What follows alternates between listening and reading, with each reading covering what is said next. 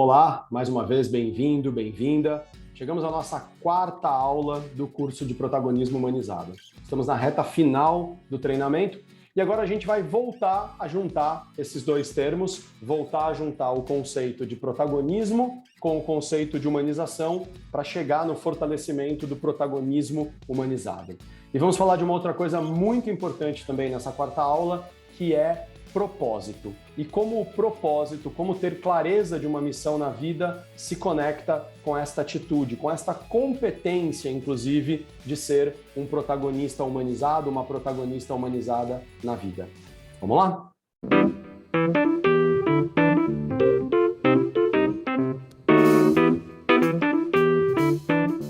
Protagonismo.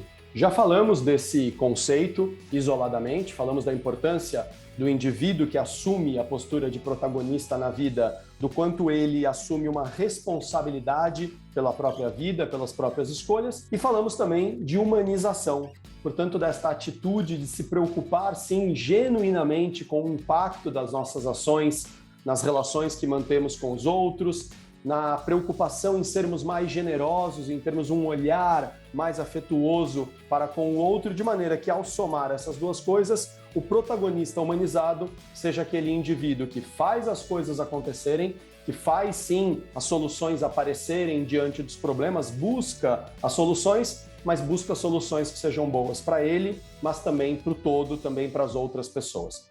Vamos avançar mais um pouquinho, porque neste momento a gente vai começar a falar fortemente de escolhas e como essas escolhas influenciam o nosso propósito na vida. Escolhas. Esse é um item muito importante quando se fala de protagonismo e de protagonismo humanizado. Eu lembrei de um conceito, na verdade, de uma passagem que está num livro muito famoso, no livro Hamlet, escrito por William Shakespeare, um importante dramaturgo inglês.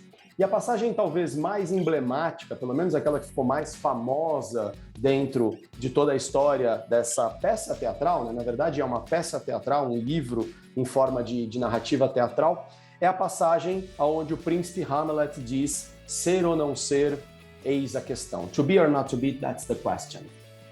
Com o passar do tempo, essa expressão acabou se impregnando de uma certa filosofia barata, acabou sendo percebida muito mais como o tipo de situação onde o indivíduo faz essa pergunta quando ele não sabe bem o que fazer da vida. Mas para quem já leu a peça, para quem já leu o livro, para quem já assistiu alguma encenação dessa peça, ou para quem já viu filmes que são baseados nessa peça, talvez lembre que esta passagem não tem nada de muito filosófico. Esse momento onde o príncipe Hamlet diz ser ou não ser, eis a questão, talvez seja o momento mais prático, o momento da escolha mais objetiva que ele tem que fazer ao longo de toda a história da peça, de toda a história do livro. Vamos recapitular um pouquinho dessa história? Hamlet é o príncipe do reino da Dinamarca. Reino esse que é governado até então pelo seu pai e pela sua mãe, o rei e a rainha, até que, num complô, numa situação ali de articulação, o tio do Hamlet, irmão do pai, mata o pai dele, o rei, para tomar o poder, já que ele estava ali mancomunado com a rainha, que era a amante dele. E, portanto, se ele matasse o rei, o posto, de rei ficaria vago. E diz o ditado que rei morto, rei posto. Acontece que existe um príncipe, que é precisamente o Hamlet. E quando um rei é morto, diz a tradição que quem assume é o seu filho homem mais velho, numa época ainda muito machista, mas vamos nos ater à época da escrita do livro, de quando ele foi escrito. Então, o Hamlet era o filho mais velho homem deste rei, portanto, sendo o príncipe, ele se tornaria o próximo rei. Acontece que por um jogo de cenas, Shakespeare faz isso muito bem nos seus livros. Quem leu também Sonho de uma Noite de Verão sabe que ele é um mestre nessas confusões de um disse uma coisa e viu outra e aconteceu. Voltando aqui a Hamlet, o personagem Hamlet descobre essa tramóia toda do tio com a mãe e, portanto, sabe que o pai não morreu de causas naturais e nem foi morto por um inimigo de fora do estado, e sim pelo seu próprio irmão. Mas ele sabe também que, sendo ele o príncipe, ele vai assumir o poder, mas se o tio matou o pai dele para assumir o poder, vai também tentar matar o Hamlet tão logo ele assuma o poder, ou até mesmo antes dele assumir o poder. O que faz Hamlet? Hamlet foge. Hamlet, num primeiro momento, escolhe fugir do castelo, fugir do reino e se esconder numa caverna distante ali, portanto, do tio e da mãe, que provavelmente tentariam matá-lo. Quando Hamlet está escondido nessa caverna, ele começa a pensar sobre o absurdo de tudo que aconteceu, por que o tio fez aquilo e a mãe está junto, e se ele não assumir o cargo de rei, né, a posição de rei, ele não vai poder enfrentar o tio, mas se ele assumir, ele provavelmente vai sofrer uma tentativa de assassinato. E nesses delírios, eis que o fantasma do pai, ou um próprio delírio do Hamlet, fica aí a interpretação de cada um, mas o fantasma do pai aparece e diz: Hamlet, você tem que me vingar. Você sabe o que aconteceu, você sabe a injustiça que foi feita, você precisa ir lá combater o seu tio. E é nessa hora, diante dessa responsabilidade, porque afinal, Hamlet é o príncipe, é o único que pode assumir o trono, o reino da Dinamarca e combater o tio, e ele sabe que o tio fez todo esse arranjo, e como diz uma frase que eu gosto muito, viu, tá visto. Não dá para desver. Soube, tá sabido, não dá para dissaber, né? Brincando aqui com alguns analogismos. Mas o fato é que ele sabe que ele é o próximo a assumir o reino da Dinamarca, que ao fazer isso ele pode combater o tio dele, mas ele agora tem que decidir se ele vai ou não vai assumir essa responsabilidade. E é por isso que quando ele faz o questionamento, ser ou não ser, eis a questão, é o momento mais prático do livro. Porque ele não está discutindo filosofia, ele não está discutindo questões etéreas, ele está se perguntando, ser ou não ser, rei. Assumir ou não assumir a minha responsabilidade de rei e combater o meu tio. Eis a questão. Se ele assumir a posição de rei, é fato que ele terá que enfrentar o tio, porque provavelmente o tio tentará assassinar ele. Se ele decidir que ele não vai assumir o reino, ele provavelmente vai ter que passar o resto da vida fugindo, porque se em algum momento ele aparecer, provavelmente o tio vai tentar matá-lo. Ser ou não ser, eis a questão. Ser ou não ser, protagonista. Assumir ou não assumir a responsabilidade pelas escolhas que eu tenho que fazer na vida e as consequências que essas escolhas irão gerar. Protagonismo. Mas vamos humanizar esse protagonismo? Quando a gente humaniza o protagonismo, a gente traz também uma coisa fundamental para esse processo, que é o propósito, que é a clareza de objetivo, que é a clareza de uma missão que vai além só das minhas vontades, além só dos meus instintos primitivos, como a gente viu na aula anterior, naquele estudo, por exemplo, onde o Eduardo Casarotto diz que a evolução da humanidade não está em se livrar dos instintos, não está em se livrar das castrações, mas sim reconhecer que temos esses instintos, essas vontades, esses desejos, mas escolher quais castrações fazem sentido para que a gente possa viver uma vida mais equilibrada. E é nessa hora que entra o propósito. E eu lembrei de uma campanha da marca de pneus Pirelli, que há muitos anos atrás foi veiculada, durante um tempo até o Ronaldo Fenômeno era o garoto propaganda dessa campanha, que dizia algo como: potência não é nada sem controle. No original aqui em inglês, power is nothing without control. Essa é uma frase muito feliz, tem muito a ver com protagonismo humanizado. Claro que aqui estava vendendo pneu, né? Então ele estava dizendo que não adianta você ter um carro, um veículo potente, se o seu pneu não segura ele, não dá estabilidade, se derrapa na chuva, se treme o carro. Então ele está vendendo aqui a capacidade desse pneu de trazer segurança, estabilidade para um automóvel. Ele está vendendo, claro, esta marca italiana. Mas isso pode ser aplicado na vida, porque indivíduos que têm muito protagonismo e que fazem as coisas acontecerem, custe o que custar, muitas vezes fazem essas coisas, né? Essas possíveis soluções para os problemas, custarem muito mais do que deveriam, gerando às vezes mais conflito. Por outro lado, também, se ficarmos toda hora só nos controlando e não deixarmos que o nosso poder, a nossa potência se manifeste, também não realizamos nada. Então é uma ótima frase para explicar protagonismo humanizado. Potência não é nada sem controle. Agora, potência e controle, para quê? Protagonismo humanizado para entregar o que exatamente? Qual é o propósito por trás de tudo isso? Se você entra no seu automóvel e dirige ele numa estrada, ele está levando você para onde? Eu digo isso muitas vezes nos meus treinamentos, no livro O Arqueólogos do Futuro em Tempos de Crise, Eu falo sobre a história de você definir primeiro para onde você quer ir, para depois você pegar a estrada. Porque se você perguntar qual é a melhor estrada da região aí de onde você mora, você vai chegar numa resposta. Aqui no estado de São Paulo, talvez a resposta seja a Rodovia dos Bandeirantes. Em outros estados tem outras estradas, em outros países tem outras estradas. Quem estiver aqui em Portugal, talvez diga que a melhor estrada de Portugal é a A1, que liga Lisboa ao Porto. Ok. Mas acontece que se você está num ponto A e você quer ir para um ponto B, e a melhor estrada da região da onde você vive liga o ponto A a um ponto F, não adianta ela ser a melhor estrada.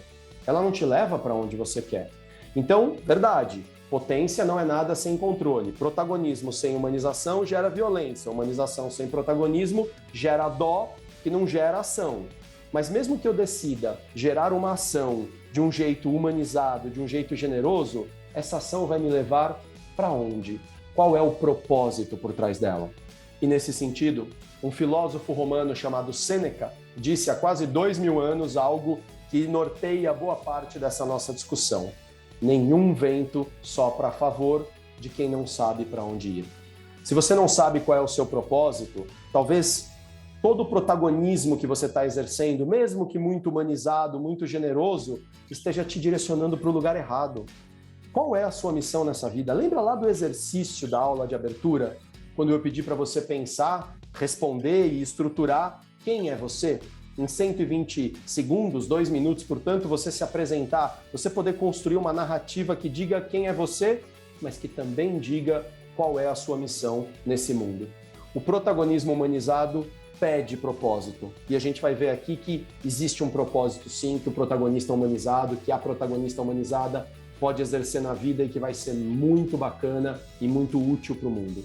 Antes de falarmos desse propósito que vai ser muito útil, deixa eu reforçar mais um pouco, de maneira bem prática, a importância do propósito no dia a dia prático. E para isso eu vou usar uma passagem de um livro que eu gosto muito, já vou contar o nome desse livro, tá aí a foto do autor, já conto o nome dele para quem não o reconheceu, mas esse livro tem esta passagem que diz: as empresas e seus colaboradores serão menos reféns de armadilhas na medida, no momento, a partir da atitude em que estejamos abertos e dispostos a caminhos de autoconhecimento. Volta de novo o autoconhecimento aqui na nossa discussão sobre protagonismo, sobre humanização, sobre atitude, sobre generosidade. De maneira que este autoconhecimento jogue luz sobre tudo que é mais sombrio em nossos pensamentos, sentimentos e comportamentos. Muito bem. Isso para quê? Diz o Rogério Scher no livro Todo Novo Começo Surge de um Antigo Começo, que esse caminho passa, portanto, pela ampliação do nível de consciência e pela maturidade emocional. Lembra de maturidade que a gente viu 2 aulas atrás com Lacan? Maturidade. Eu assumo a responsabilidade por aquilo que tem que ser feito, mas levando a situação para uma condição de encontrar a solução. E olha o que diz o Rogério. Essa maturidade emocional precisa fomentar ambientes com pessoas adultas de verdade, responsáveis por suas ações e escolhas, responsáveis, e que olhem para as organizações, e organizações aqui podem ser empresas ou até mesmo famílias, como alternativas para a viabilização dos seus propósitos de vida. Olha que interessante, olhar para as organizações, para as famílias, para os grupos de amigos, para os empregos, como alternativas que viabilizem o nosso propósito na vida. Alternativas. A empresa não vai ser exatamente o seu propósito na vida, ela pode ser uma alternativa. E ela dificilmente também vai ser uma alternativa perfeita, ela dificilmente vai atender tudo que nós temos de expectativa. Mas se nós sabemos quem nós somos, temos clareza das nossas forças, a gente já vai falar da importância de conhecer também as suas forças, os seus dons, a gente vai falar de talento. Se eu tenho clareza de qual é o meu papel no mundo, eu tenho pelo menos um pouco mais de noção de qual é o meu propósito, agora sim, eu olho para o mundo, olho para as relações, olho para os empregos como alternativas e me pergunto, qual é a melhor alternativa que atende quem eu sou e que atende o meu propósito nessa vida? Autoconhecimento gerando autocontrole. Protagonismo trabalhando lado a lado com a humanização em prol de um propósito. E falando em propósito, vou trazer um último conceito aqui para ilustrar isso e a gente poder chegar no grande propósito que importa aqui para a nossa conversa. E eu vou trazer o conceito do Golden Circle, ou Círculo Dourado, do Simon Sinek, que é esse simpático rapaz aí que aparece na foto. O Simon Sinek diz, nas suas apresentações e nos seus livros, que o conceito do Golden Circle é um dos conceitos mais simples que existem, mais básicos. Eu concordo com ele, mas ele foi brilhante no quanto ele conseguiu trazer esse conceito e as provocações que o conceito traz de maneira muito didática. Porque ele diz o seguinte: praticamente todo mundo sabe dizer o que faz na vida. Eu trabalho na empresa tal, eu tenho cargo tal, eu estou na família tal, eu faço isso. Essas são as coisas que eu faço no dia a dia. Ando de bicicleta, jogo bola, trabalho em logística, emito nota fiscal, enfim. Quase todo mundo sabe dizer o que faz. Só que isso está muito na superfície da nossa vida. Ele diz que a gente precisa aprofundar um pouco mais e começar a responder uma pergunta que algumas pessoas sabem responder, que é: como eu faço aquilo que eu faço? Qual é o método? Qual é a forma? Então, por exemplo, tem muita gente que diz: eu sou protagonista, mas não sabe explicar direito como exerce o protagonismo. E às vezes exerce o protagonismo com violência. Tem muita gente também que diz: eu sou muito generoso, muito preocupado, muito preocupada com as pessoas, eu sinto muita dó, eu sinto muita tristeza quando eu vejo o sofrimento alheio. E é verdade, mas como ele exerce esse sentimento e essas emoções todas? Muitas vezes de maneira passiva, sem ação. E o Simon Sinek diz que tudo vai brotar da pergunta interior, que é a mais importante de todas, e que, como ele diz, poucas pessoas sabem explicar por que fazem o que fazem. Por que você escolheu isso para sua vida? Por que você escolheu esse trabalho? Por que você escolheu esta família? Danilo, mas eu não escolhi esta família, eu nasci aqui. Claro que você escolheu, escolhe todos os dias, inclusive continuar. Podemos até entender que a primeira escolha tenha sido aleatória. Muitos entendem que é uma escolha até espiritual. Mas vamos ficar com a vida prática. Pode ser que tenha sido uma escolha aleatória, né? 2 elementos ali, um espermatozoide e um óvulo, se encontraram de maneira aleatória e você começou a se formar a partir daquele momento. Ok, cresceu na barriga da sua mãe, nasceu, era uma criancinha, mas se você está assistindo esse vídeo, se você está fazendo esse treinamento, você não é mais uma criancinha frágil. E, portanto, sim, você está escolhendo todos os dias permanecer nesta família, seja ela qual for. Você pode não ficar nessa família. Mas tem consequências. Claro que tem consequências. Toda escolha tem consequências. Por que você está fazendo esta escolha, então? E no trabalho é a mesma coisa. Danilo, eu escolhi esse trabalho, por quê? Porque foi o único que quis me contratar. Mas você escolheu porque você tinha a possibilidade de dizer sim ou não para esta vaga. Você podia, mesmo sendo aprovado no processo seletivo, dizer: não, obrigado, eu não quero vir. Mas muita gente argumenta para mim: Danilo, eu não podia dizer isso, você está de brincadeira? Eu tinha que aceitar esse trabalho, porque se eu não aceitasse esse trabalho e não ganhasse um salário, eu não ia conseguir pagar as minhas contas. Muito bem, chegamos a um outro ponto importante. Quem escolheu ter contas para pagar? Quem escolheu morar numa casa, num apartamento X? Quem escolheu comprar um carro, ou se não comprar um carro, comprar uma calça, um celular? Ninguém obrigou nenhum de nós a comprar as coisas que a gente compra. Nós desejamos. Eu também desejo morar numa casa boa, eu também desejo ter roupas confortáveis, eu também desejo fazer viagens gostosas, comprar objetos que me agradem, facilitem a minha vida, comer comidas saborosas. Claro, eu desejo tudo isso. Mas eu não preciso. O que eu preciso mesmo é respirar. A gente já viu isso, né? Que a gente só não pode ficar sem respirar nem 20 minutos. Preciso me alimentar, mas nem precisa ser toda hora, e muito menos precisam ser comidas gostosas, e preciso de algum abrigo. Pirâmide de Maslow, lembra? As coisas básicas da vida. Eu não preciso ter uma camisa bonita como essa, eu pelo menos acho essa camisa muito bonita. Eu não preciso ter um computador de última geração. Mas se eu quiser ter uma vida boa, fazer uma viagem, talvez aí sim eu precise ter uma ocupação que gere uma renda e que esta renda me permita fazer a viagem, e para isso talvez eu precise de um computador bom e de uma camisa boa. Quem escolheu tudo isso? Eu. E é preciso que a gente saiba por que nós escolhemos as coisas que a gente escolhe na nossa vida. Por que nós temos a vida que nós temos? Este porquê, diz o Simon Sinek, é a pergunta mais importante que nós temos que responder, e eu te convido a parar e refletir agora. Por que você faz as coisas que você faz na sua vida? Por que você escolhe as coisas que você escolhe? Por que você escolhe estar nessa família? Por que você escolhe estar nessa ocupação? Se você nesse momento não está trabalhando, por que você escolhe procurar empregos aonde você está procurando? Vai no porquê, vai na essência e nós vamos chegar daqui a pouquinho no propósito. Muito bem, chegamos num momento tão importante que eu vou fazer até um brinde a esse momento, tomando aqui o meu cafezinho. Eu quero contar para vocês que na vida só existe um propósito. Calma. Antes da polêmica, como assim só existe um propósito? Calma. Só existe um propósito sustentável, um propósito que faça sentido hoje, amanhã e depois, e que eu possa exercê-lo se eu estiver aqui, acolá, em outro lugar, se eu tiver mais dinheiro ou menos dinheiro. Eu vou chegar nessa explicação, mas guardem essa frase. Só existe um propósito no sentido de algo que seja sustentável, que possa ser vivenciado constantemente. Que propósito é esse? Vamos pensar o seguinte, imagine que propósito é como um copo de água cristalina, límpida, absolutamente pura.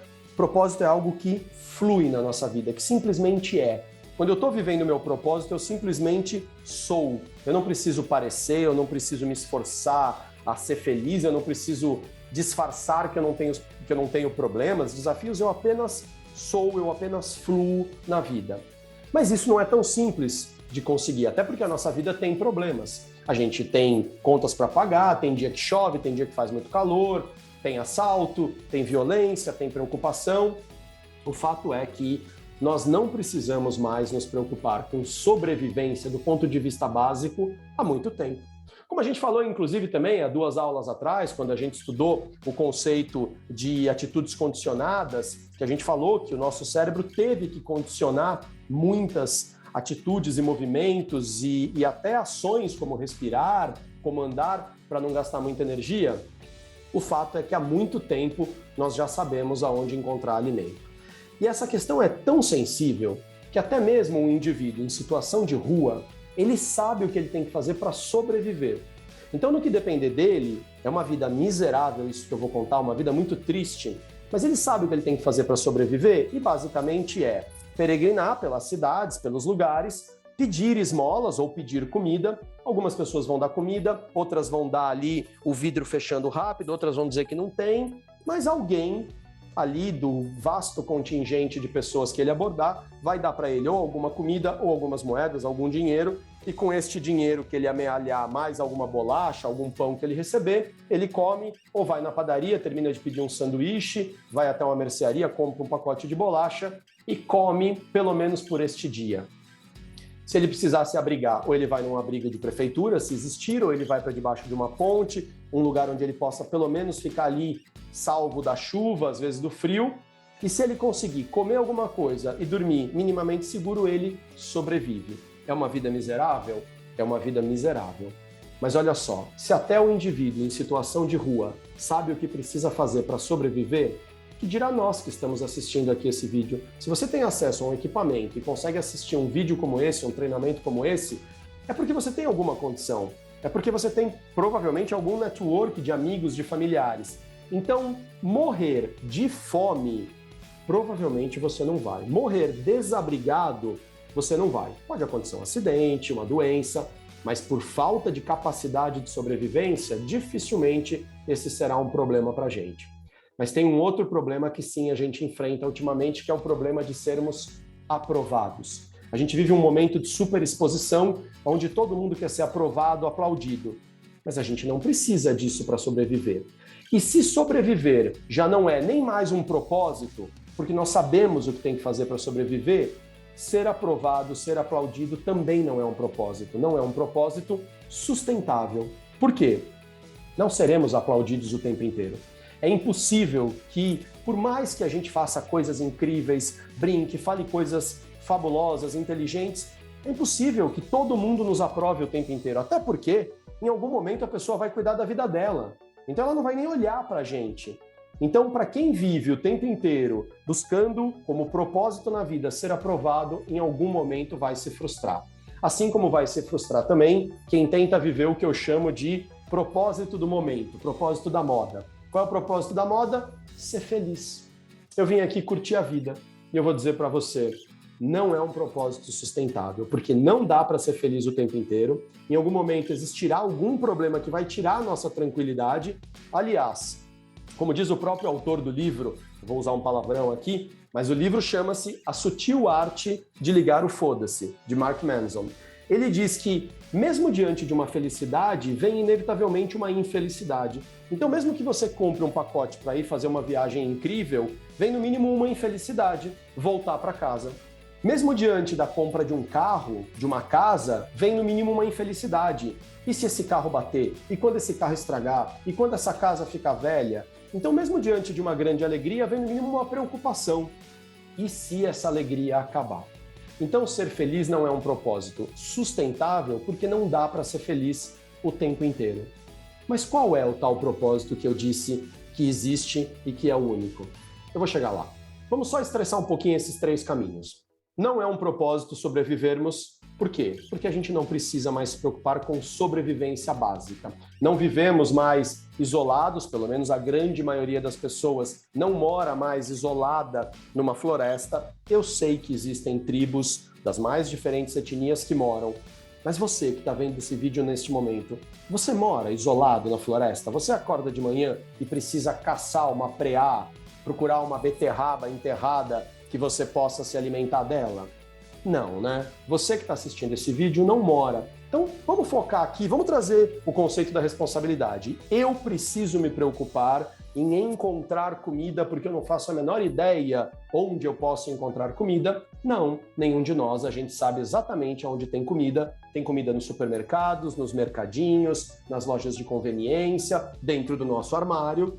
Tenho convicção que se você abrir o armário da sua cozinha, pode ter só um pacote de bolacha, pode ter só ali um resto de pacote de macarrão, mas tem alguma coisa para você comer. E também, nunca houve tanta gente fazendo o bem. Olha só, quantas ONGs, quantas instituições se organizam para ajudar as pessoas hoje. Então, como a gente já falou, até o indivíduo em situação de rua hoje sabe o que tem que fazer para sobreviver. Portanto, sobreviver como um grande propósito, algo que eu preciso ficar preocupado o tempo inteiro, não é hoje uma questão que nos aflinja. Como também não é ser aprovado, ou melhor, até é, mas não é sustentável, porque é muito gostoso ser aprovado. A gente adora, é satisfatório, é até quimicamente muito gostoso ser aprovado porque dispara serotonina, que é um neurotransmissor importante para um estado de bem-estar, de felicidade. Então, quando alguém diz parabéns, você é incrível, que linda a sua blusa, que lindo o seu treinamento, que lindo o seu carro, isso traz uma satisfação. Todo mundo, no geral, tirando alguém que tem algum descompasso na sua personalidade, todo mundo gosta de ser aprovado, de ser reconhecido. Só tem um probleminha. Toda vez que a gente fica procurando ser reconhecido, significa que de alguma forma a gente está preocupado também em ficar olhando para a vida do outro para ver se o outro vai me aprovar. E o que não falta hoje são programas e mecanismos, não é nenhuma crítica, tá, ao programa, eu não tenho nada contra o programa especificamente, eu só quero olhar a questão que este tipo de programa, esse tipo de enredo de reality show e depois as redes sociais, onde a gente pode ficar olhando a vida do outro, o quanto esse enredo todo fomenta uma vida onde eu procuro ver o que o outro está fazendo para ver se ele está melhor do que eu, para ver então se eu estou bem, para ver então se ele vai me aprovar, e aí temos um problema. Porque nesses enredos eu preciso muitas vezes fingir uma felicidade, fingir uma situação, fazer um papel que às vezes eu nem quero fazer.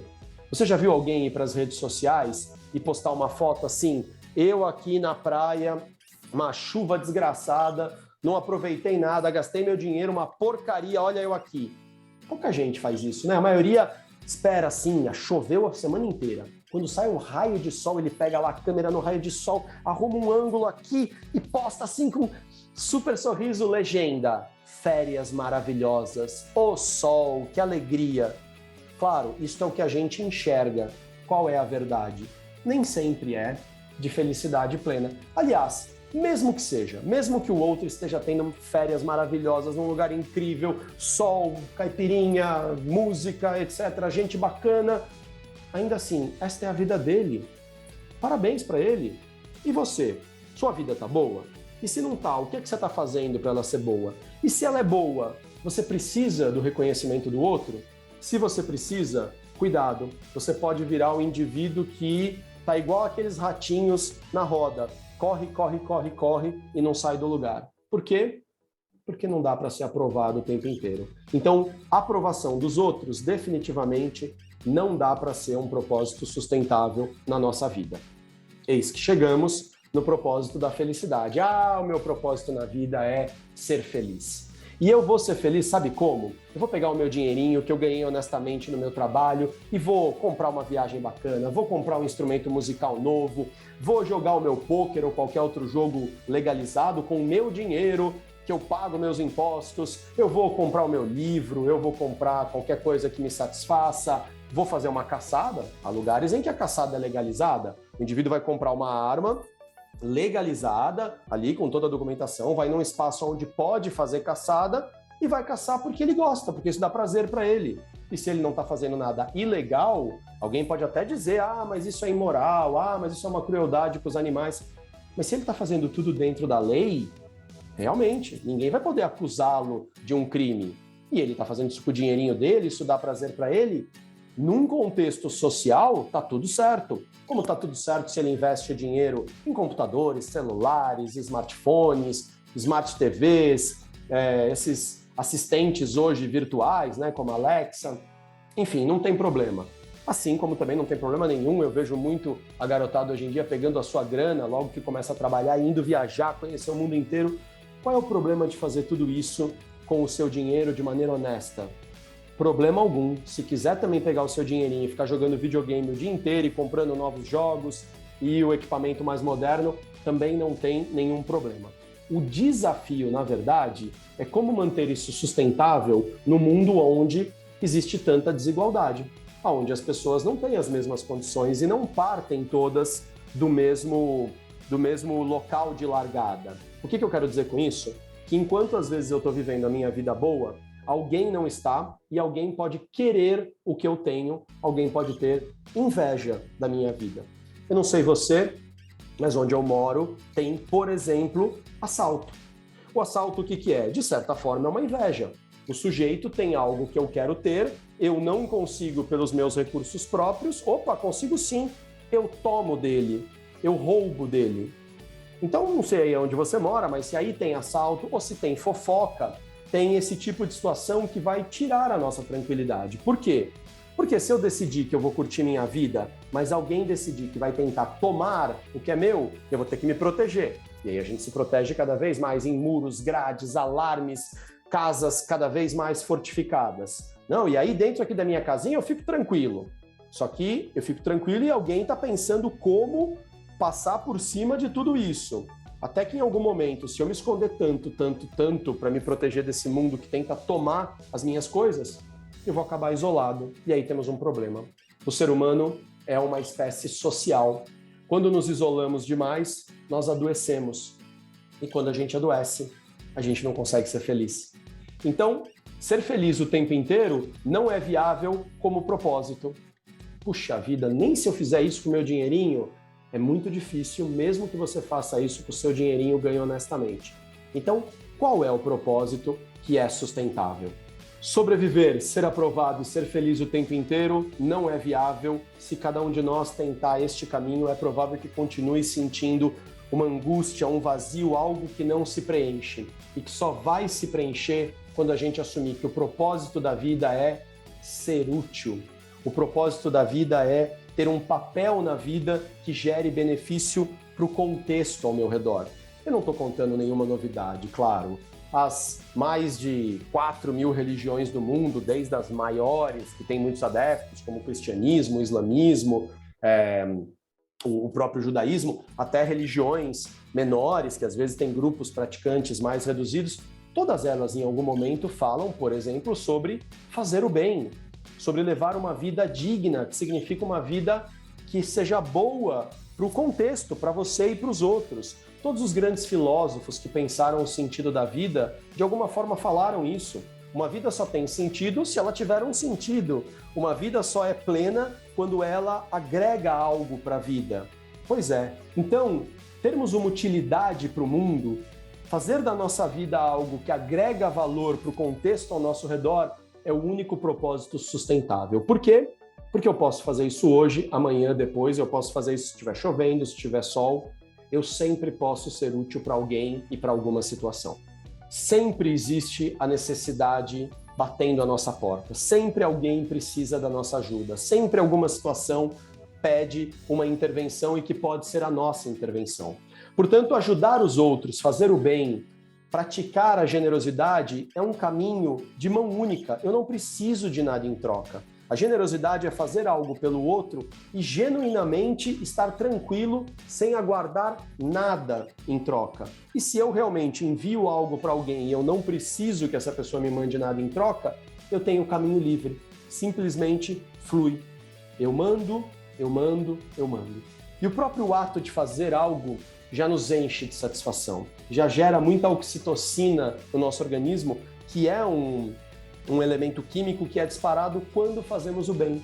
Quando fazemos o bem para alguém sem nenhum tipo de recompensa ou de expectativa por recompensa.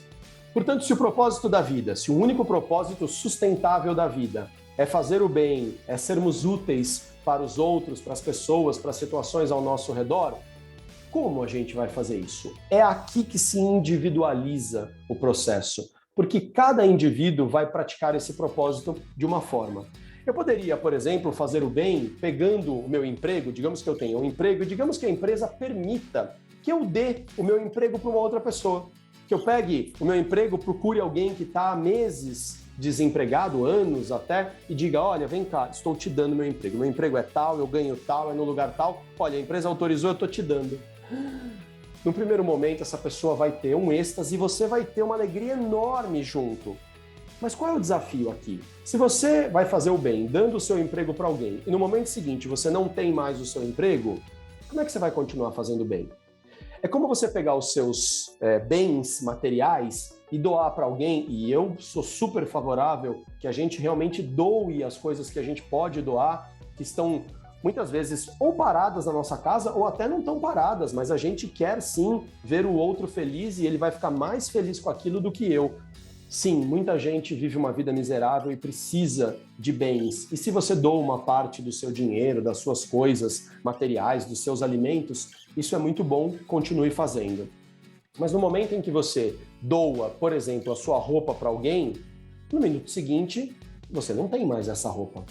E se você doasse todos os seus bens, vende a sua casa, se você tiver carro, moto, enfim, vende todos os seus bens, pega esse dinheiro e doa para uma instituição ou para um grupo de famílias que estejam na miséria. Vai ser incrível, você vai mudar a vida do outro.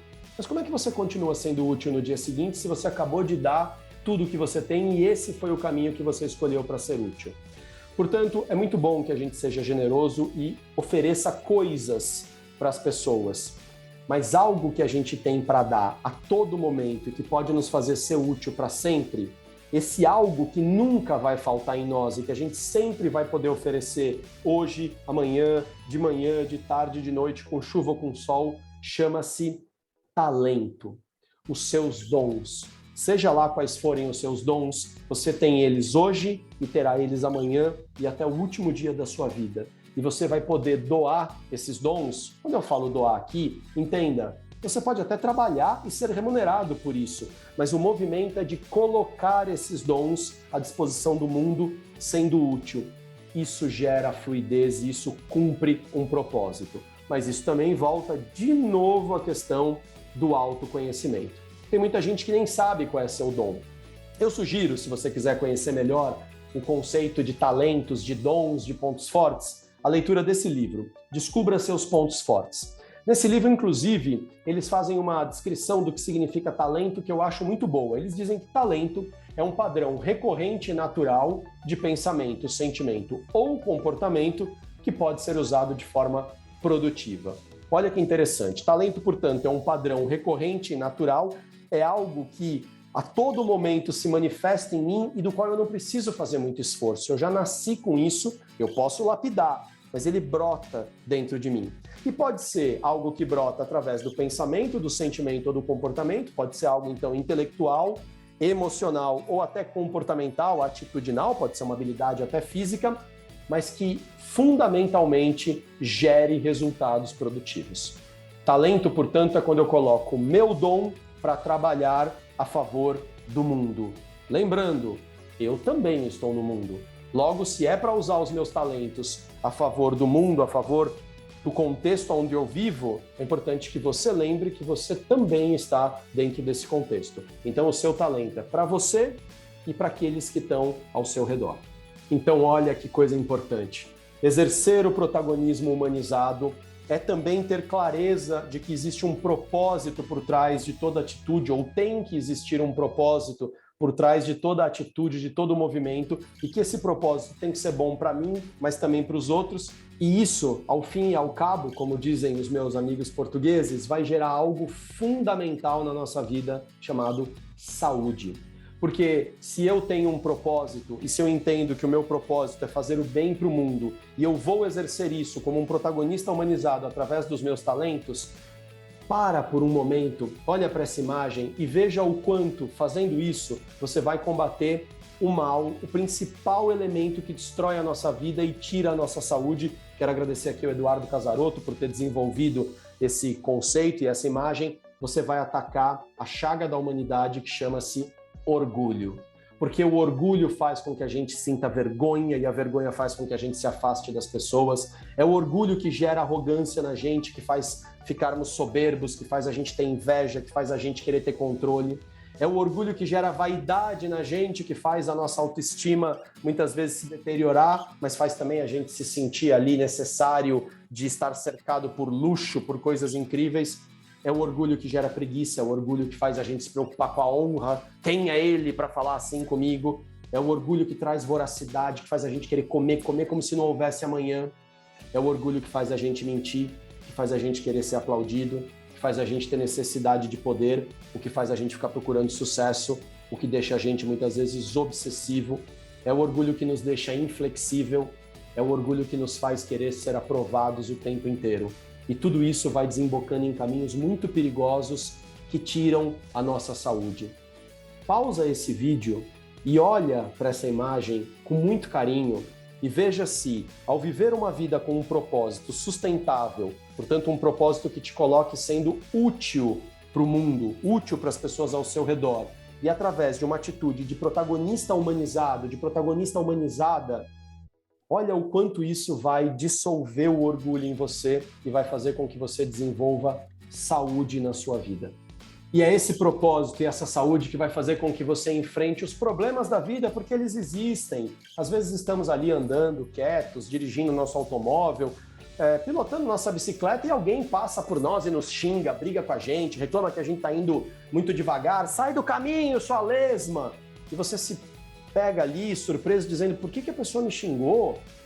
Quando você tem saúde, tem clareza de propósito, você consegue parar e se perguntar, essa ofensa, isso que essa pessoa disse para mim, é verdade ou é mentira?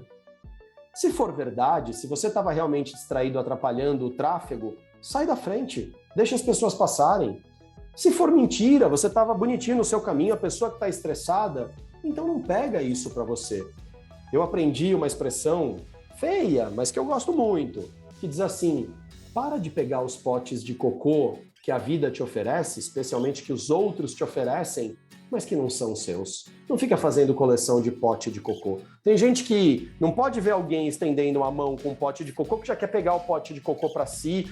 Ai, que cheiro horrível, mas fica levando para casa, aí sua casa, sua vida fica fedida, fica pesada, fica densa, mas porque você fica pegando coisas que não são suas.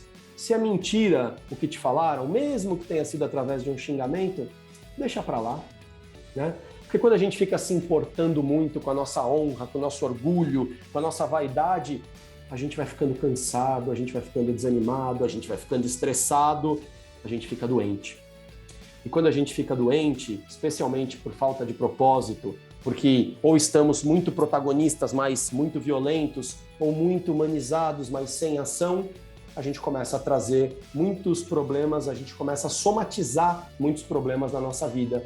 e aí muitas vezes a gente começa a roer unha, né? Uma forma de se destruir, né? Roer partes do corpo, a gente começa a ficar angustiado, às vezes tem síndrome de pânico, começa a ter dor de barriga, toda essa região abdominal começa a doer, tem gases, tem muitas vezes até piriri, a gente começa muitas vezes a ter distúrbios alimentares, ou por a falta ou para o excesso, né? Para uma anorexia ou para uma compulsão para comer, às vezes a gente se sente tão deprimido, tão triste, que pode efetivamente entrar em depressão. Então, bora cuidar da saúde, bora ter propósito e bora exercitar esse propósito com uma atitude de protagonista humanizado, de protagonista humanizada. Bom, essa aula foi um pouquinho mais longa, mas eu vou terminando ela falando que, sim, generosidade, essa atitude de viver uma vida de propósito que seja útil para o outro e colocar o seu talento para servir aos outros, para gerar utilidade, traz, sim, muitos resultados. Uma boa forma de ver isso é nesse vídeo, razoavelmente famoso, talvez muitos já tenham assistido, talvez você que está aqui fazendo esse treinamento já tenha visto, mas é uma cena real onde essa menina, Natalie Gilbert, vai cantar o hino norte-americano antes de um jogo da NBA, a Liga de Basquete Norte-Americana. Ela ganhou esse direito ali num concurso, para eles cantar o hino antes dos eventos é algo muito importante, e conforme ela começa a cantar o hino, enfim, vocês vão ver, vamos colocar alguns trechinhos dessa situação, vocês vão ver o que vai acontecer com ela, para quem nunca viu, vocês vão ver o que esse rapaz que está aí com a mão na testa, de terno e gravata, vai fazer, e vocês vão ver como vai terminar essa história. Vamos ver alguns trechinhos dessa situação, que é uma situação real. Natalie Gilbert. Oh, say, can you see at the stars like stars?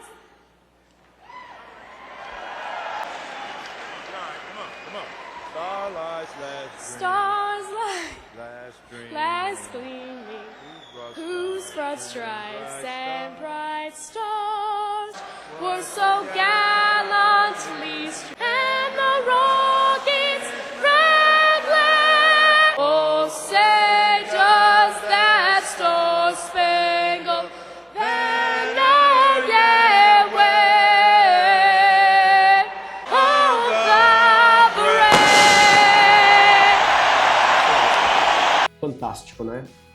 Esse indivíduo que era treinador de um dos times que ia jogar aquela partida, não tinha, portanto, nenhuma responsabilidade para com o desempenho desta menina, mas ele tinha ali um talento, o talento da liderança, o talento do treino, o talento do incentivo, e ele coloca esse talento a serviço da situação, a serviço da Natalie Gilbert, ele muda o astral dela, ele muda o astral de toda a arena, e ele faz com que o hino seja cantado, inclusive pelo ginásio inteiro, e isso é fantástico, porque é literalmente generosidade em ação, gerando resultados. É o protagonismo humanizado a serviço de um propósito.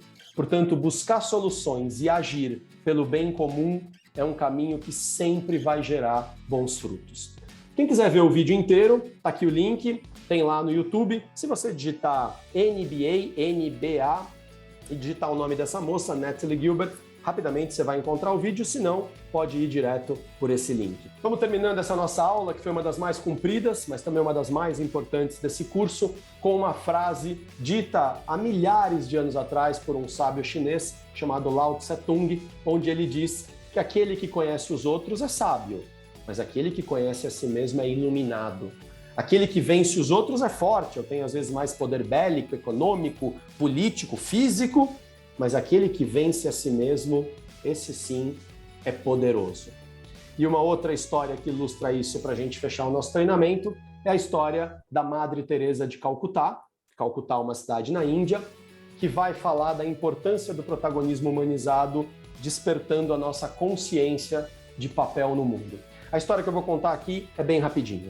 Diz a história que alguns repórteres, uma equipe da BBC, que é o canal de televisão da Inglaterra, foi até a Índia, na cidade de Calcutá, para fazer uma entrevista com a Madre Teresa, que era uma missionária que trabalhava ali em prol de pessoas miseráveis, especialmente pessoas com lepra, com hanseníase.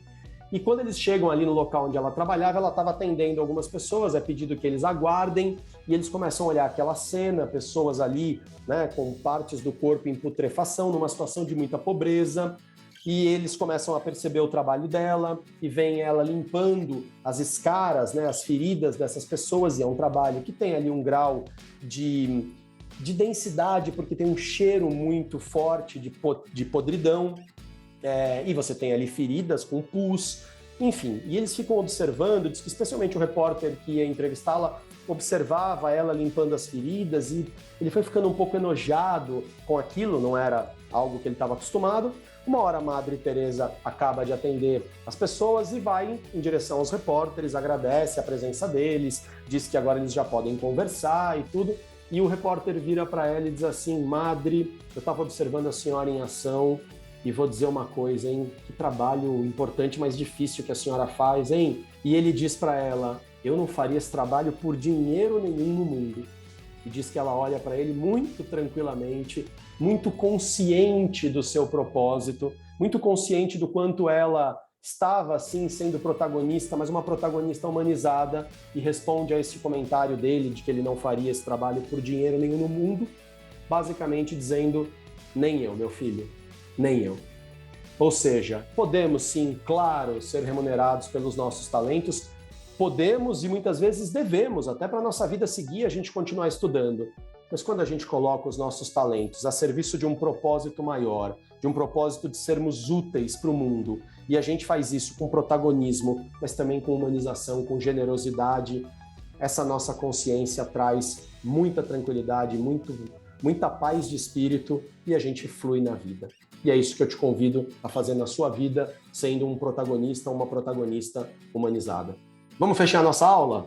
Como temos feito em todas as aulas, vai lá, registra os principais aprendizados dessa aula. Acho que a gente falou bastante coisa aqui importante. Veja o que é que isso te tocou, o que disso você entende que você tem que continuar fazendo, o que você acha que tem que parar. Mas mais importante de tudo, veja o que você vai começar a fazer a partir de tudo isso. O que você ainda não faz, mas concluiu que deve fazer, que vai agregar valor, que vai te tornar mais próximo desse protagonismo humanizado e mão na massa. Nos vemos na próxima e última aula desse treinamento. Até já!